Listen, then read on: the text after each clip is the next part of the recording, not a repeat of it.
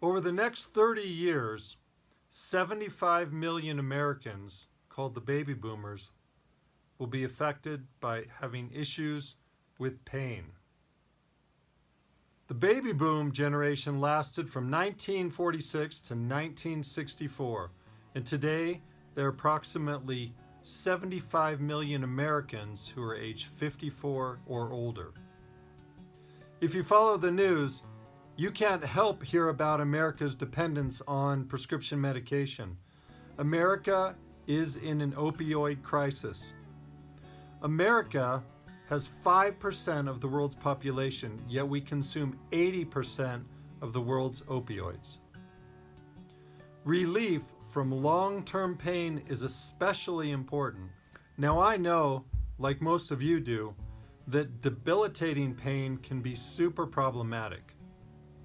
And it also can cause other problems, which really exacerbates the issues with stress, anxiety, and sleep problems.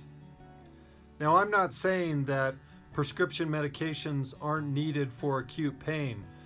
What I am saying, though, is if your dependence on them lasts more than 30 days, it potentially could be a problem. Meaning that there can be unintended consequences that can be extremely challenging, not just for those taking the medications, but for their extended families and people who are taking care of them.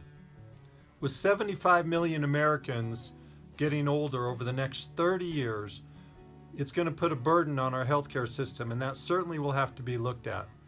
Also, we have to have the conversation about drug interactions, overprescriptions, and drug complications.